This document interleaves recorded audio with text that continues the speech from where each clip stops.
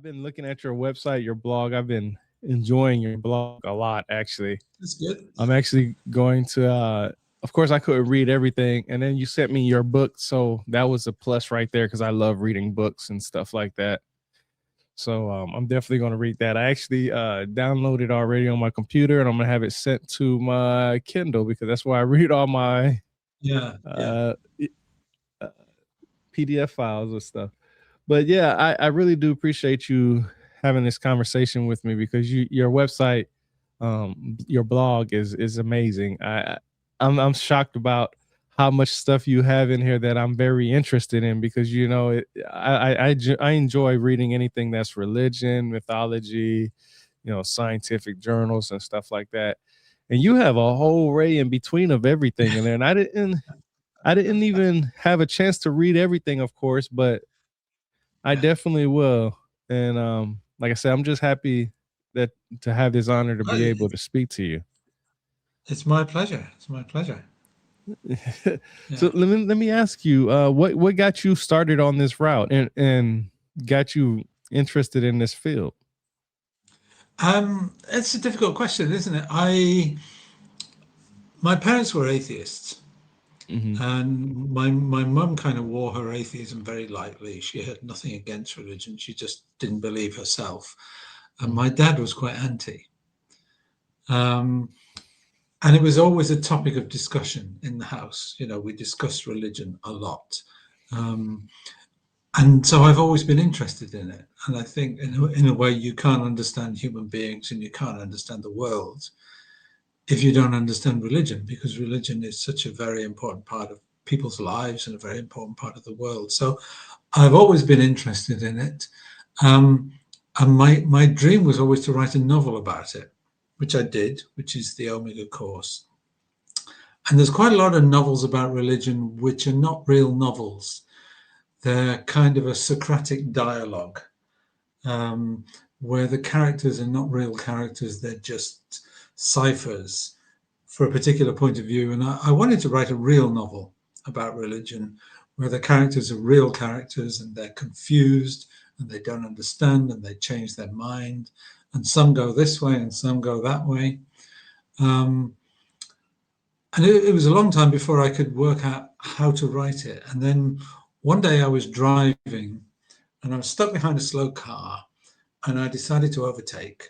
So I looked in my mirror and was about to indicate, and another car was overtaking me really fast.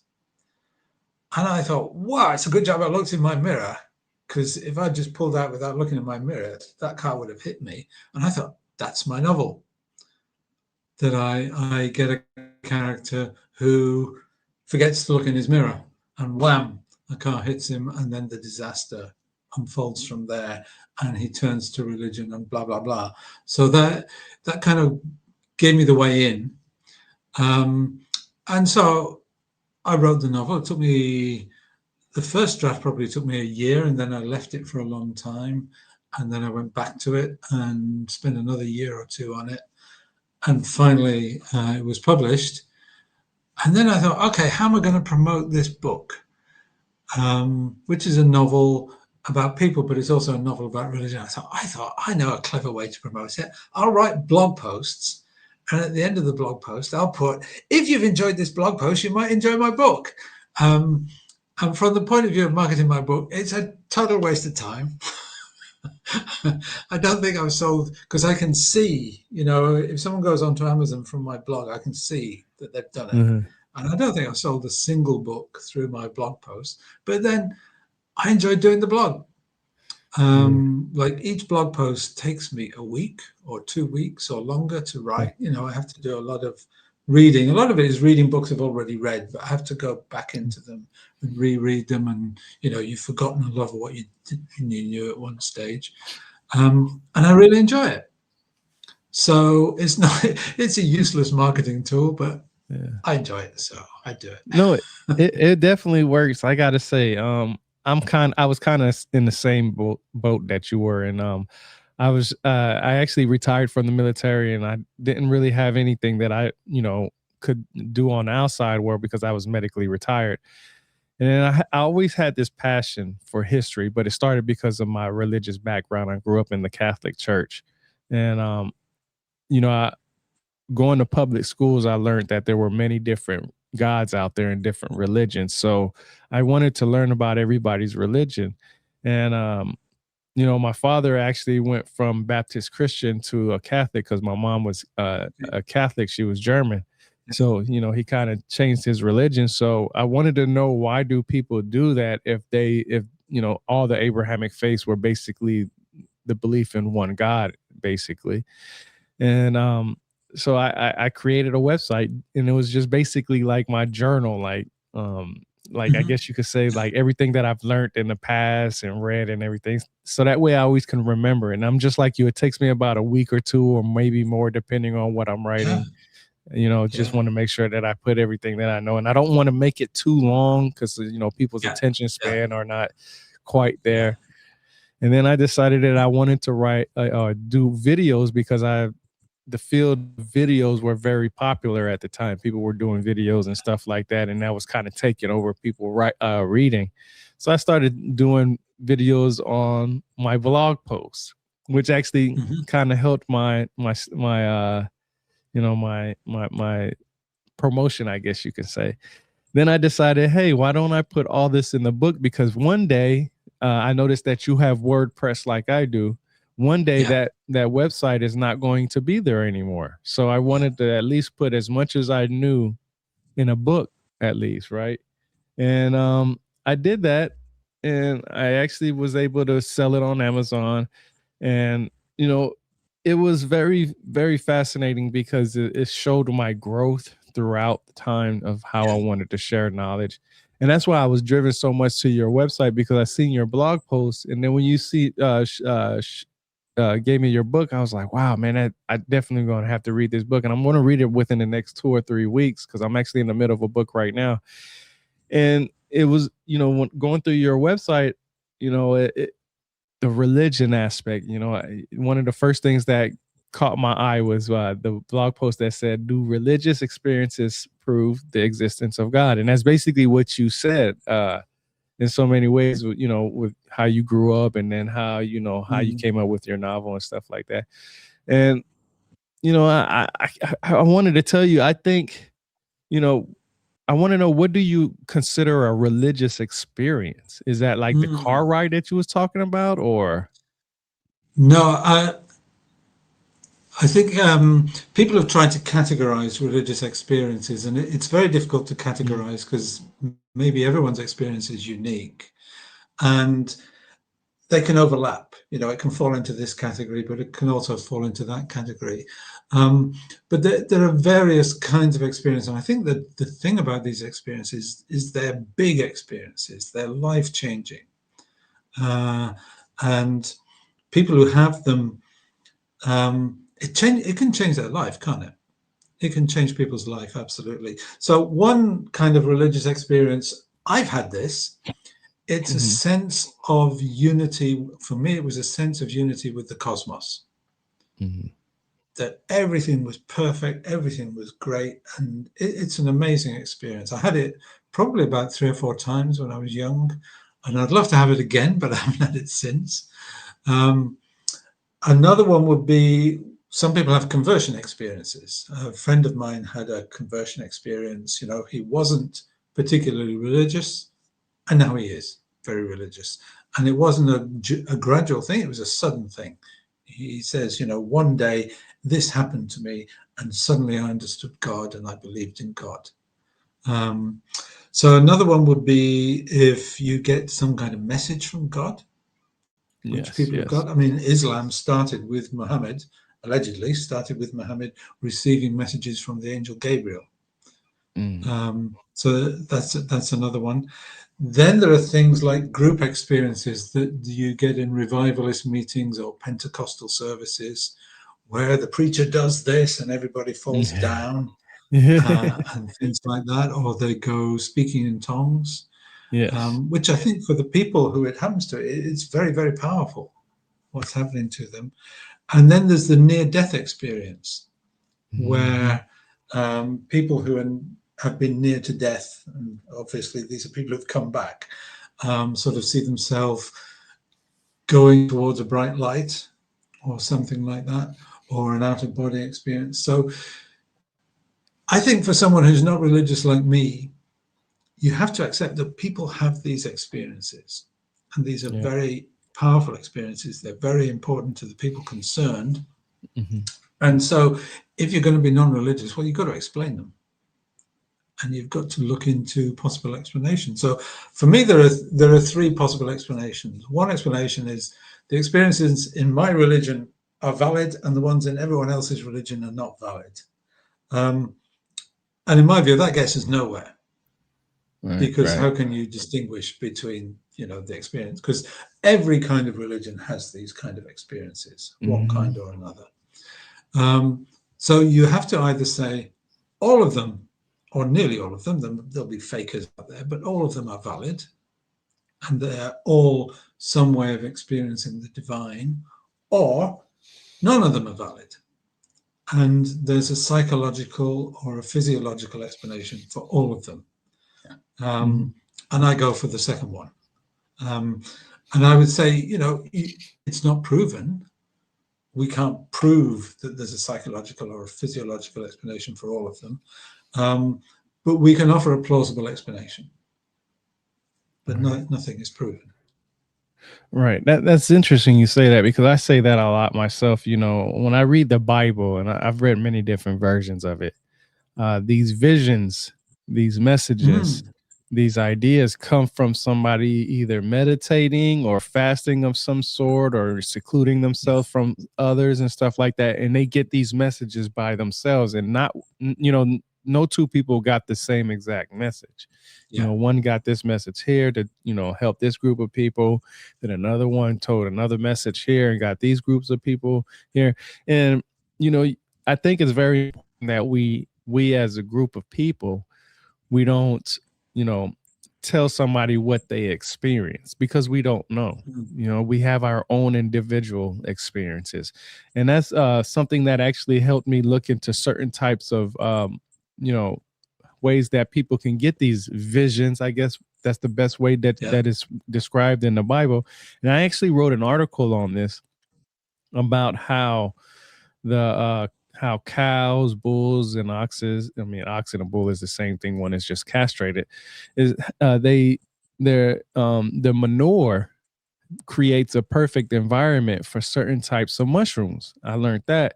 And these Uh-huh, mushrooms yeah. are, they can create certain types of hallucinogens for some hallucinations for certain people.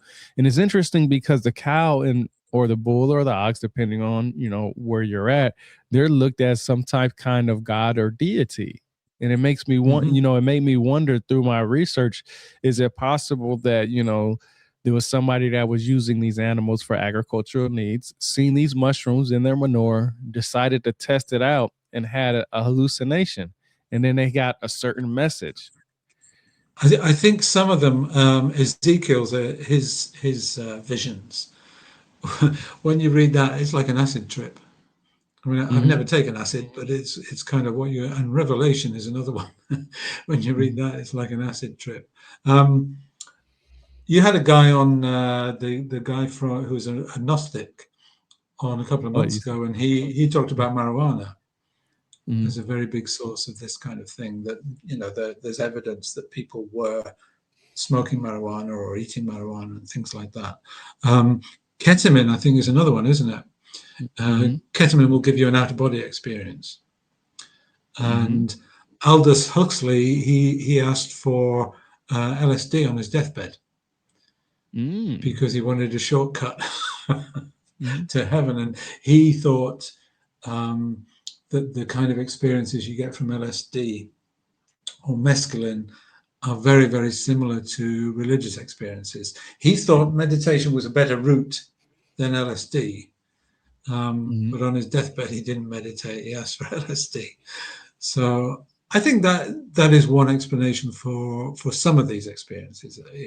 Magic mushrooms, LSD, ketamine, what have you. Um, it's not for all of them. It certainly doesn't work Yep. for all of them, but I think For some of them, there's evidence. I think there's a relationship between epilepsy and Hmm. mystical experiences. And a lot of people say that the founder of Mormonism, is it John Smith? The founder of Mormonism, is it Smith? That he was epileptic, and that this may explain the visions that he experienced. That's interesting because I gotta. I can't remember who exactly who it was in Egypt, and I'll have to look at it because I actually have it. I posted it before. One of the pharaohs, one of the kings, actually, I want to say it was Akhenaten because that's how monotheism started in Egypt. Was he? They say that he might have been epileptic. I read Okay. that in a source somewhere. I have to verify of it. Of course, I'll look it up in a second.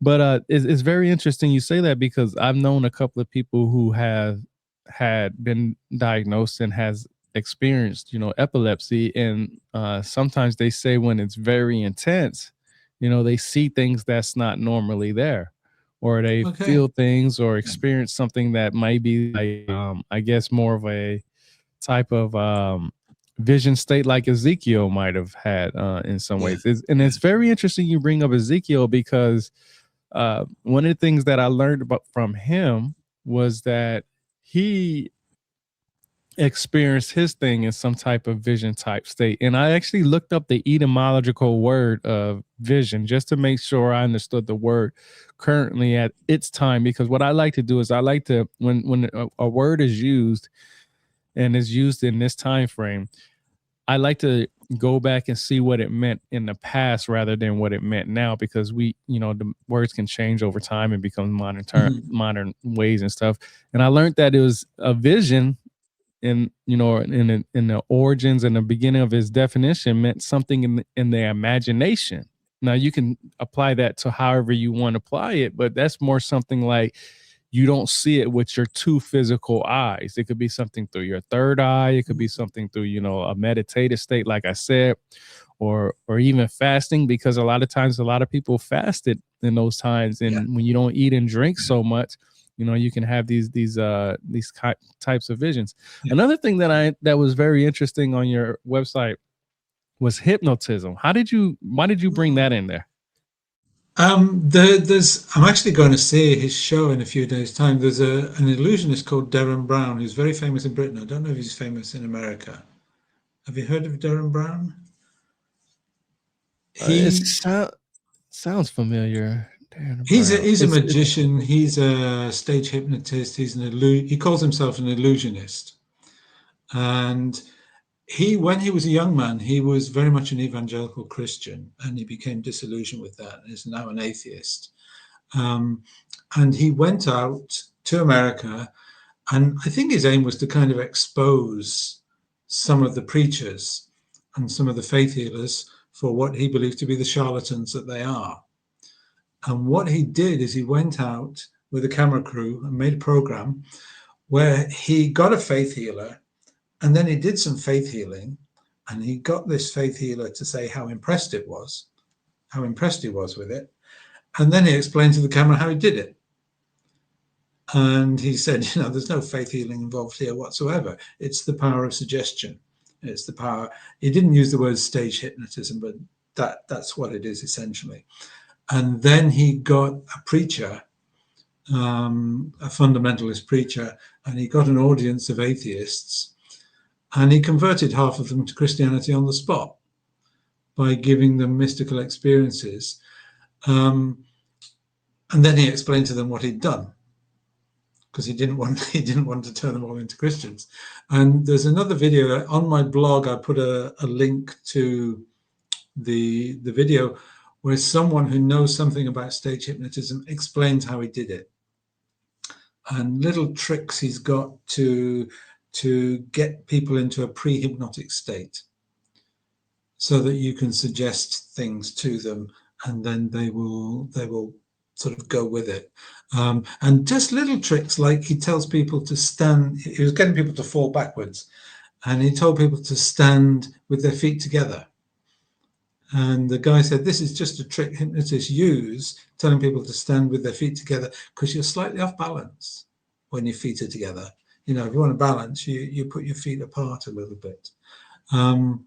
So I saw this on TV years and years ago. It's probably 10 or more, 15 years ago that he did this trip to America.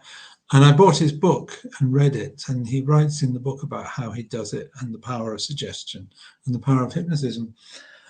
And what it seemed to me, and what I think he was saying was he was doing deliberately what some of these preachers do, perhaps inadvertently, that they don't intend to hypnotize their audience, but the techniques they use in their preaching are very, very similar to the techniques he uses as a stage hypnotist. So what these preachers are doing to, you know, you see it, videos of these preachers going like that, and all the audience fall over, all the congregation fall over. And it seems to me that maybe what the preacher has done is, in fact, be a stage hypnotist. And maybe, you know, they're not charlatans. They don't know it. They think it's the Holy Spirit at work. But it's not. It's psychological techniques that they're using with their congregation. So I think this is, you know, I think meditation can be a form of self-hypnosis in a way, that you alter your own state of consciousness. I mean, I do a bit of meditation. I'm not very good at it, and I don't do it often enough. But the aim of meditation is to alter your state of consciousness. So meditation, fasting, prayer, music, dance, all of these things can lead to experiences that feel like mystical experiences. Now, another thing I say in my blog is that when you have an experience, you have to interpret it. And how you interpret it depends on who you are. So if you're someone who's interested in religion and you have a weird experience that you don't understand, maybe you'll interpret it as something religious. If you're in a spooky house late at night and you have a weird experience, maybe you'll interpret it as a ghost. If you're very much a rationalist and you have a weird experience, you might interpret it as a funny turn and call the doctor. And it doesn't mean you're insane. You know, these experiences are part of being human. They're something that a lot of people have. And in my view, most of them can be explained psychologically or physiologically, rather than as a connection with the cosmos or with God or whatever. That's interesting because, you know, I have you ever heard from Dolores Cannon? Have you ever heard of that name? So she's a famous hypnotist who went around the world basically and hypnotized different people. And she got information from them, and you know she got to speak to people who might have had past lives and so on and so forth. It mostly have to do with like aliens and extraterrestrials and stuff like that, but she does include some religious things in there and stuff like that. And one thing that's very, and the reason why I bring this up because it's very important that I tried to understand it through my journey is, you know, who was God basically, right? Where did he come from? Who is he? And so on and so forth. And through my research, I learned that first of all, God is not from this planet, so he's from outside our planet's atmosphere. So that made me understand that I had to look for a word that fit that description, whether it was a heartfelt word or something like that. And what I mean by that is basically that it's not wrong to call him an extraterrestrial, right? Because of the fact that he lives outside of Earth's atmosphere, and that's the definition that's used for or that's the idea of what an extraterrestrial is, anything outside of Earth's atmosphere. But I wasn't trying to make it seem like, you know, he was an extraterrestrial in the sense of how some people think of it today. I just wanted to understand what best word feels. And I know that a lot of times a lot of people get very strung up on, you know, words, and that, you know, words will hit them a certain way and make them have a feeling, and you know it shuts everything down after that, right? It doesn't matter what kind of word it is, especially if it goes with beliefs. But you had wrote on here um, about the origins of Satan. That was one of your other Mm. blogs that was very interesting. And when it comes to the idea of um, what some people would consider fallen angels, because that's what people would consider the devil in some sense, or Satan, because they like to group in and together, even though you can when you look at the actual ideas between the devil and Satan and Lucifer and so on and so forth, there's actually more differences in them than there is similarities. And what I mean by that is that they're described differently. Is it when you posted this picture right here, the one thing that struck me with amazement was the horns. And and the only reason why I bring that up is there's a few reasons why. Because one, I learned that Moses was actually the first person to be considered to have horns in the Bible. And it wasn't the horns like this depiction and stuff, but that's what most people would depict. That's what we depict Satan as, right? And I learned Mhm. throughout reading different books, just not religious books, but reading from Freemasonry and stuff like that, from Godfrey Higgins and Albert Pike and individuals like that. When it came up to these types of horns, it was symbolic. It meant that this person reached in so many different ways in Freemasonry the 33rd degree uh, in Masonry. So that was kind of interesting, because I wanted to get your idea of, and I know what you wrote in your blog, and it's very interesting because right here on the bottom you said one story, two versions, right? Like I said, we can group Satan you know into one thing, because the devil is supposed to be the adversary of Christ and so on and so forth. But the stories can be different. And then when you went down here to heliotheism and monotheism, that's when I was like, wow, this man is really on it. Because I feel like, and this is just my personal opinion, I feel like the Abrahamic faith, depending on where you read in the Bible, in the Holy Bible, including the Old Testament and New Testament, they're more theistic Mm. than monotheistic. And I say that because it's mentioned that God is a jealous God, don't worship any other Yeah, gods but me. So saying that tells me that there's an idea of other gods yeah, out there. yeah. And I think a lot of modern scholars would say that a lot of the Old Testament was written before the Jews or the Israelites became monotheistic. mhm, That they believed there were a lot of gods, but they were only allowed to worship Yahweh. They weren't even allowed to worship his wife. He had a wife, Asherah, but they weren't allowed to worship him. And it was probably only after the Babylonian exile that monotheism really kicked in. And I watched one interview recently with a Bible scholar who said, even in Jesus's time, the Jews were not properly monotheistic, that it was kind of Greek influence that brought monotheism, sort of Platonic influence that brought monotheism in. There's debate about when monotheism began, but certainly a lot of the Old Testament was written when the Jews were not, or the Jews of the Israelites were not monotheistic. And you shall have no other gods before me kind of implies that there are other gods, definitely, but you're only allowed to worship me. So yeah. in the Old Testament, Satan is a very, very minor character. He only appears about 2 or 3 times. Um, and he's not Satan, he's the Satan. And Mhm. he's kind of God's lackey. And God uses him to be what we would call devil's advocate on one occasion, or to be a prosecutor in the book of Job. Um, and only later, when the Jews became monotheistic, well, if you've got a perfect, all powerful, all knowing, all loving God, Mhm. how do you explain the fact that the world and life are pretty horrible? And it's very difficult to explain that. And they had different explanations. One is that God is angry with us because we're all sinners and we deserve it. And another explanation is that God has an antagonist.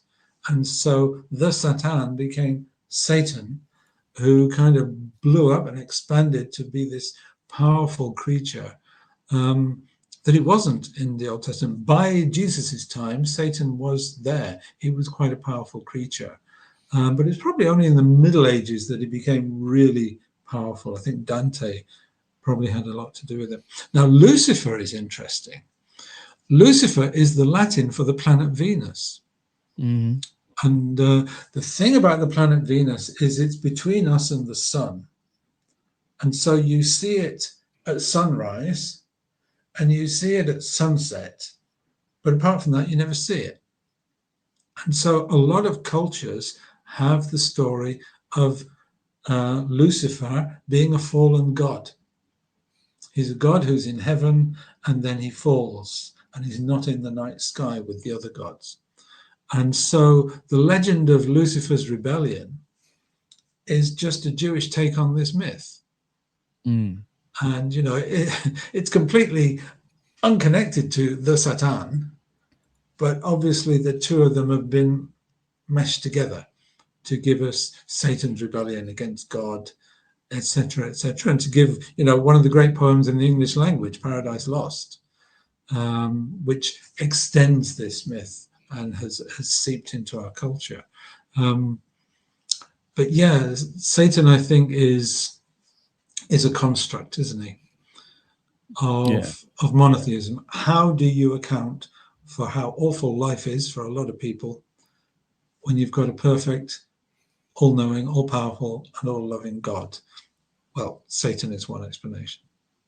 Yeah, it's very interesting that you say that because the Satan and Satan, I see it as title versus name, basically. And I see it as somebody held onto that title so strongly that they became Satan. They dropped the part which indicates the title and became the overall person of what would consider some people would be as Satan. Um, that's amazing because I've brought up Nathan earlier, the Gnostic gentleman that I had a podcast with. I actually have a lot with him. He's very intelligent. He actually translated some texts that nobody has translated yet and wrote a book on it. And I get a lot of information from him, especially when it comes to religion, because he's learning the ancient Hebrew language. He's going into the Greek, using the Strong's Concordance. I think a lot of people fail to use those sources and stuff like that. And it's just very interesting because um, I feel like with the many gods that are out there, there's always going to be one true God, no matter who you talk to. And that one true God will be different among the people around the world. And every God behind that or comes behind that will be considered a Satan or the Satan or, the Lucifer or stuff like that. And it's very interesting you brought up the cosmological ideas of this, because I feel like religion, you know, the looking at the stars helped with building our religion. It told the stories. You could tell the ideas how some people mark the stars in the skies to determine when it's the time to do agricultural needs, when the harvest, when to fast, when to eat, and stuff like that. We look at the sky, and even today in this time frame, we've lost that ability to do that. But there are some people who still look at the sky to determine a lot of this stuff without any problems at all. And today, of course, we use things like the Weather Channel, or I have no idea what y'all use over there in the UK, but we have these different apps to tell us different things. And we even have apps on our phones and computers and stuff to tell us how the sky is mapped out and what we will see one day the next. I think it was last year they told us the blood moon was going to be showing for a few hours. I took a couple of pictures of that on my camera, posted the video and stuff like that. And I thought that was pretty interesting because a lot of the stuff that I seen about it had to do with it's only but so often that this happens.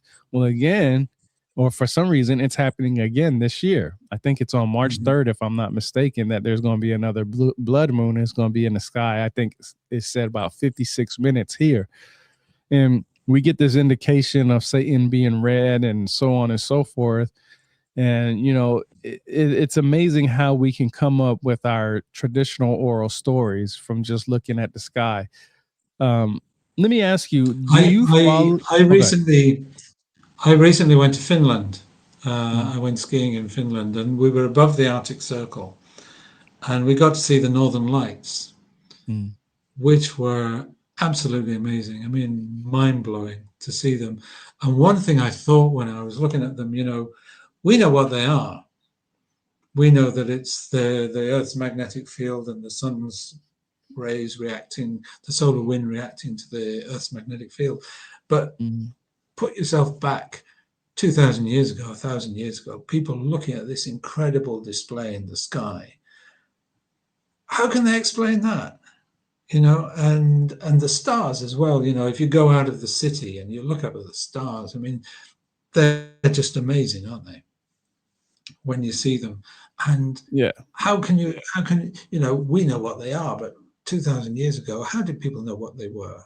And so they're going to come up with explanations which are not going to be scientific explanations. So they're going to have to be some kind of religious explanation for these phenomena, because that's all they had back in those days.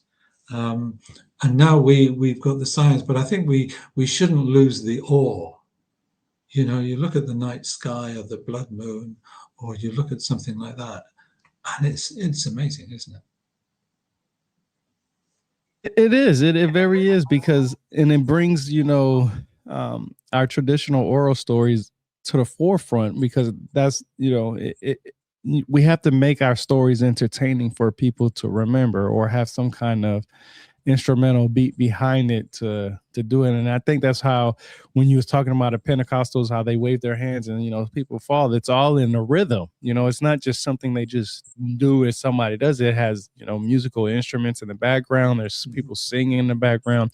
People are getting into their trance like state. They're feeling it, and then something hits them, and then it's amazing how they do this, especially like when you wrote in your blog post about speaking in tongues. You go to a lot of African American Baptist churches, and there are people who get really into it and they start speaking in tongues.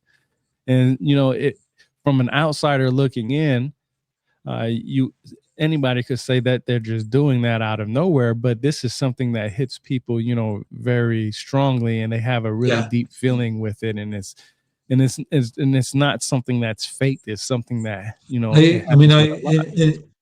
in my book, The Omega Course, there's an episode where someone speaks in tongues, and I sent it to a Christian friend, and he read it, and he said to me, um, the way I originally wrote it didn't show how powerful it is. He said he's seen people speak in tongues, and it is a very powerful scene, and it's a very powerful experience. So I had to rewrite it, to try and get across the power of speaking in tongues.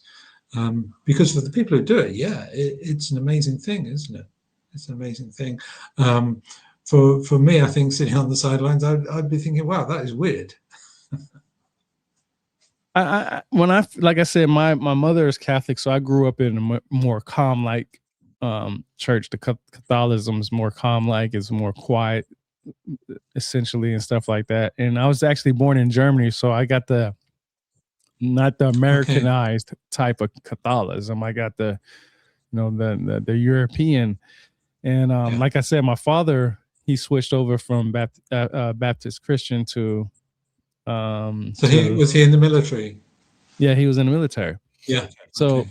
and he was from Alabama, from the South. So, that's a whole, different side of it. I've read plenty of books where Catholics and Christians don't agree on anything, and they completely separate themselves. So, just growing up with, with knowing that, and having being baptized in Europe and stuff like that, and actually getting the European side of the Catholicism, it was very interesting, because when I first went to a first Baptist church here in the South in Georgia, I got to witness people doing this, and I was like, "Wow, this is so different." It was almost like a cultural shock to me, Hmm. because um, first of all, going to church in the Catholic Church, there's not that many in Europe, especially. There's not that many black people in there. There's some, but not a lot. And like I said, it's much more quiet. So now when I went to a Baptist church here in the South in Georgia, it was much louder, Mhm. much extravagant. That's the best word that I can use for it. And it was, and I felt like sometimes when I guess when I was going through it, it almost felt like it was more of a show than something Mhm. else. But then I learned that this is what It's not a how show, is people it? felt. Yeah, it's not a show. It's actually there. It's almost like I don't want to use the word ritual because a lot of people shy away from that word, and it shuts people's thinking down. But it was almost like a ritual because they would have their beginning phase where they would talk, and then they will move into their musical phase, and then they'll go into the whole speaking in tongues and dancing, jumping around, and some people will call it hooting and hollering, but it was more that Mhm. they were praising their God as loud as they could because they wanted Mhm. God to hear them. And that was amazing to know that. And um it, it's just it got to the point where I had to research more of the my father's side, even though he didn't practice that type of religion Mhm. on that side anymore. So my mother, my mother and my father, they when we came here from Germany, they couldn't really find a church to get into like that. They went to some churches and stuff like that, and there's not that many Catholic churches around here in the South, especially where I Okay. live at. So um it was just amazing. And like I said, I really enjoyed your website because of the simple fact that you try to break it down and you keep your articles less than what, maybe 10 minutes, I believe. If you, about it's Yeah, about I kind of, because you can see when you do on WordPress how many words you're writing. And oh no, I draft it on Word. I always draft it on Word before I put it on WordPress. So I try and keep it not much above 2,000 words because I think people get bored. yeah, yeah, Yeah. people's attention span are not that great. And that's one of the reasons why I went into um doing videos and stuff like that, Yeah. because I wanted Yeah. to help grab people's attention. And I'm like you, I want to promote my book and stuff like that. You said you wanted to talk about, was it the Omega book that you wanted to talk more about? It was Yeah. the Yeah. Yeah. The Omega course. Yeah. Yeah. yeah. Um, so what? It's a story about a teenager. He's 17 years old, and he forgets to look in his mirror, and he causes a traffic accident. He pulls out when someone's overtaking him, causes a traffic accident in which another driver is killed. And so he has to cope with the fact that he has caused an accident in which another driver is killed. Mm. Um, and in doing that, one day he goes, because it's raining. Actually, he goes into church because it's raining, and he thinks, well, I'm in church, I might as well pray. And so he prays to God and says, I'm very, very sorry. I didn't mean to kill this woman. And he bursts into tears. And a very nice priest comes along and helps him. And one of the things he says to the priest, he doesn't really believe in God. And the priest says, well, why don't you go on the Alpha course? Do you have the Alpha course in America? I think maybe you do. It's a kind of fairly conservative Christian course. It's an ABC of Christianity, and quite a few celebrities have been on it. Mm. Um, and so this young man goes on the Alpha course to try. He's trying to find redemption, and he's wondering, how can I redeem myself after causing this accident in which a woman died? Um, let's try Christianity, see if I can find redemption that way. And then on the course, he meets a young girl called Omega B. B is her nickname. Her name, I think, is B Omerod, and people gave her the nickname Omega B. And B is a theology student who knows the Bible backwards, and her faith is collapsing for various reasons.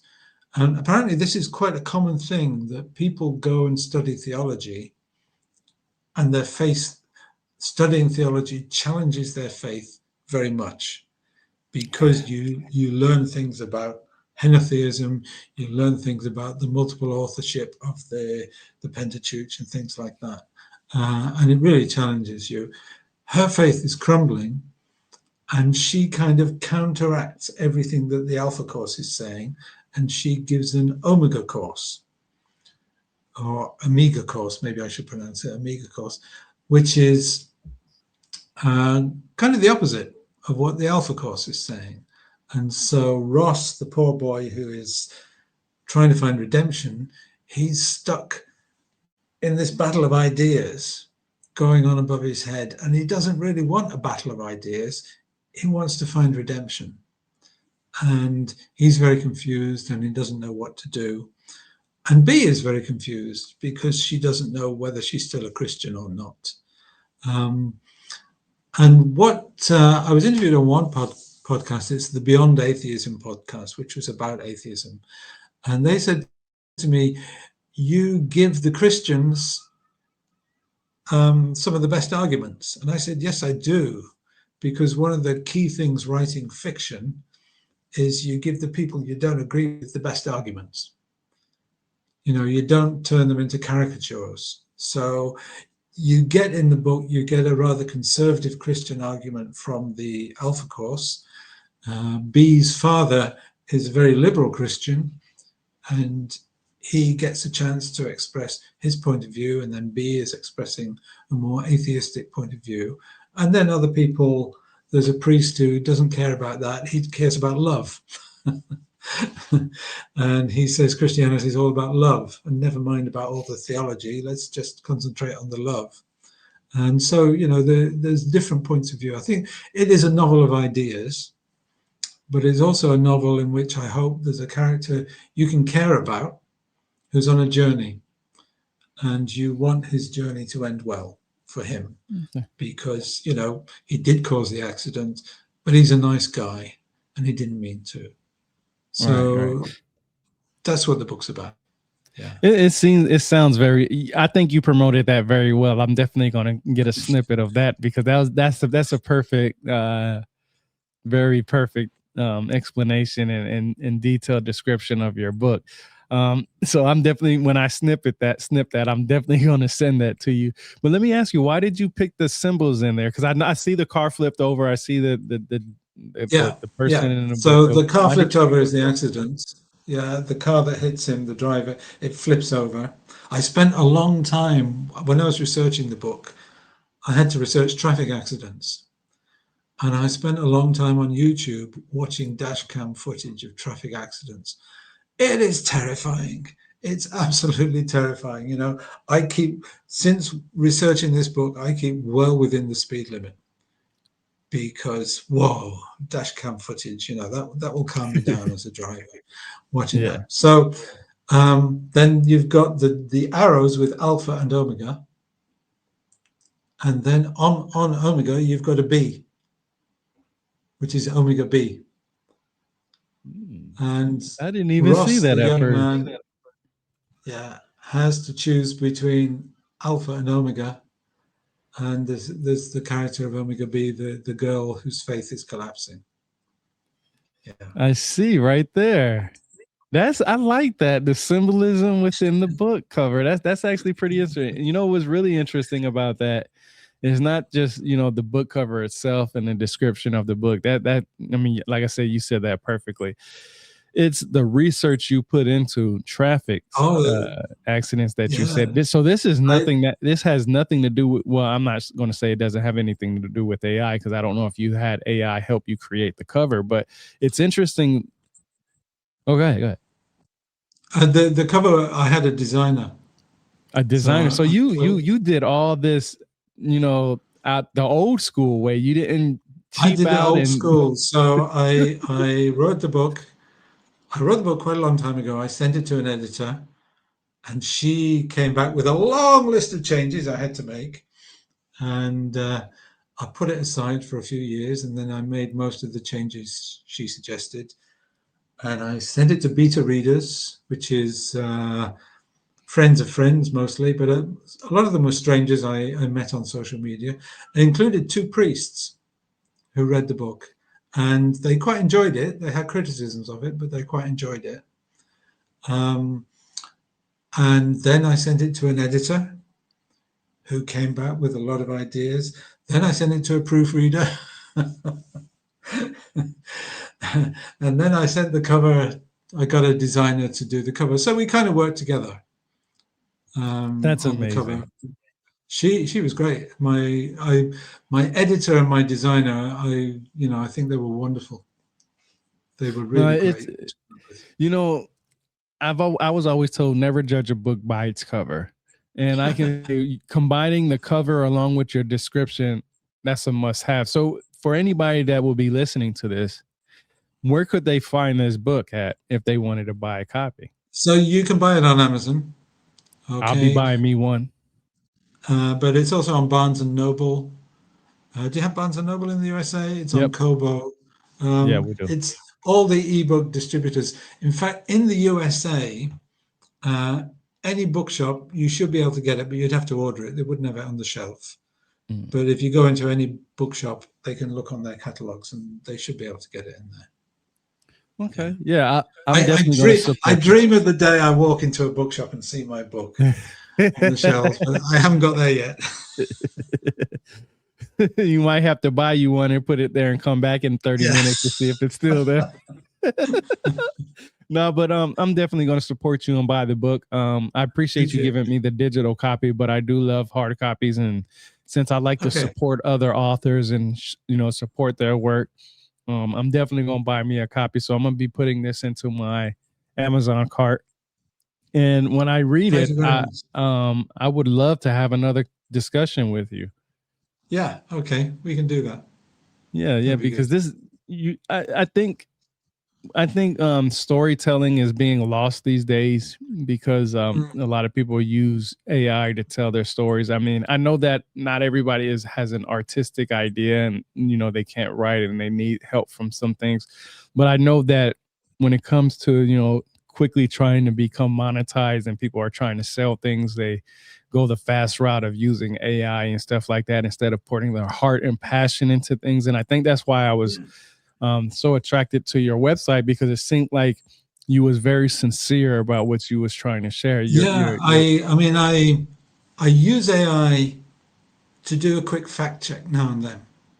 Mm, I'll write a sentence and then I think, is that true? So I go to ChatGPT and say, is this true? And if it says no, but then I'll go back to Google and I'll go back to Wikipedia and I'll go back to my books and try and improve it. But I do not ask AI to do any of my writing for me. And I mhm, think, I would never listen to music produced by AI. I wouldn't read a novel produced by AI or watch a film produced by it. Give me human beings. I mean, mhm. we got our faults, but true creativity, I think, comes from human beings, doesn't it? It doesn't come Yeah, from computers, which are just stealing things that should be copyright from here, there, and everywhere. Okay, right, that's right. my And other you had books. Yeah, that's what I was just about to talk about before we close out. Of course, was I wanted to bring up that you have multiple books out there, Yeah, and yeah. do you want to talk about these real quick? Okay, so these are the first novel I wrote. I wrote it. I started writing around about the year 2000. Um, I was a language teacher, and I wrote a couple of books for language teachers, Mhm, and I quite enjoyed that. But I thought it'd be more fun to write a novel, so I did a creative writing course, and I sat down and I wrote a novel. And originally it was one novel, um, and my late agent described it as a semi-literary thriller. Set in the Soviet Union during the last year of communism and the first years after communism. And I got myself an agent, and I thought, oh, great, I'm well on the way to getting published. And he said to me, it's a great book, but it's too long. You should split it. So I split it into two, and then eventually I split it into three, and it became a series, became a trilogy. mhm, So the idea is that you can read all of them as a standalone book, or you can read the trilogy. You can go either way. So the first book is The Price of Dreams, um, which is about a young man who's an athlete. He's a marathon runner, um, and he dreams of Olympic glory, but he hates the communists who rule the country. And how can he succeed without selling out to the communists? That's what the first book is about, and the conflict between his ambition and his integrity, and his feeling that he's got to choose between them. Then the second book is about just after communism has fallen, and he lives in a multi-ethnic part of the Soviet Union where civil war breaks out very quickly, and he tries to stop the war, and that's what it's all about. It's the tagline is, "Can one man stop a war?" So he's trying to stop an ethnic civil war. And then the third book, he tries to overthrow the government, Okay. which is a rather nasty dictatorship. So he tries to overthrow them. So that's what the three books were about. And to a certain extent, by the time I got to the third one, I was kind of thinking, I'm practicing here for the book I really want to write. And the book I really want to write is the Omega Course. That was the But, you one, know, huh? that was the one. Yeah. The other three, I'm very proud of the other three, but they're my practice. Yeah. The Omega Course is the one. I have another novel kind of rumbling away in the back of my head, but at the moment I'm busy blogging, and I'm quite happy blogging at the moment. Yeah, blogging is actually fun. I have to say that myself. I really enjoy it. It brings a sense of accomplishment other than writing your Yeah. book. You know, Yeah. I don't. I, I think the most important thing for me was just annotating my journey throughout history Yeah. of what I've learned. You know, not trying to say that what I'm saying is facts and what somebody else saying is fiction. Is what somebody said that got me interested. So I did my due diligence, and this is what I learned from it, and this is what this person could have had right and what they could have had wrong. So I really I love the idea that we have the ability to share things and communicate with each other from around the world. You know, you're in the UK, Yeah. I'm over Yeah. here in And I Georgia in think America. the other thing about writing a blog, it's almost like a university assignment. Mm, When you do a university assignment, your job is to learn. mm. And when you write a blog post, you learn a lot more at the end of the blog post than you knew at the beginning. And as you say, Absolutely. then trying to communicate that to people. And some of my blog posts, you know, the nice thing about blog posts is if you find out that you're wrong about something, you can just nip in there and change it, Yeah, which I that's have true. done, and nobody That's will ever true. know. That's absolutely true. You can go in there and update the information, but you know that's good because that shows that you know your growth and that Yeah, your that's research it. didn't stop right there. It kept going, and then you remember you wrote about something in there in one of your blogs, and you're like, I gotta find that article. I've had plenty of times where I was like, I know I put this somewhere in my article, and Yeah, I know I was wrong on, or I know now that I'm wrong on it. I need to go back and yeah, clarify yeah. what exactly is said in there. So yeah, that's definitely a must. Um, I really enjoyed this conversation. I really did. Me too. Me too. I'm Lovely to meet you. yeah, you're an awesome individual. I'm definitely going to buy this book on Amazon as soon as we get off here. I'm going to go on Amazon to my cart, add it in there, and I try to buy a couple of books every month, like 2 or 3 books every month. So this Yeah, month I'm going to be buying a few books. So I'm more than likely I'll add this one in there, just that's to great. say, you know, hey, I got this, and I'll definitely take a picture of it because I'm not sure if you actually see some of my posts on X. I'd like to take pictures of all the books that I own, Uh-huh. and I like to present them and promote them and stuff. So you'll definitely see me promoting this book. I actually know some people who lived in the time of the Soviet Union time Okay. frame, Yeah. so they might be interested in your book. So and they like to read too. So Yeah. definitely going to be letting them know about those books The, and the stuff. the So. second book, what you do when you publish a book, you send unsolicited copies to all kinds of people. And my Mhm. second book, I sent to one of my heroes, who's a journalist called Neil Acheson, who was probably the best British journalist writing about Eastern Europe round about the time of the collapse of communism. And he wrote back to me and he said, "What's your background? How come you got such a good feel for the region?" I thought, yes. That hey, that should be a better feeling than seeing your book in the library. Your hero actually got to see it and read it. Yeah, yeah. So, yeah, that was Yeah. good. That was Yeah, good. that's awesome. That's awesome. Like I said, I appreciate it. Thank you so much. I'm Thank gonna go you. ahead and Got a little hype now, can I let it die down? I remember days in the trench. Time to go hard in, time to go all in, time to get my all to this shit. Panamera maxed out, first class flights out Atlantic to Pacific, yeah, it's lit.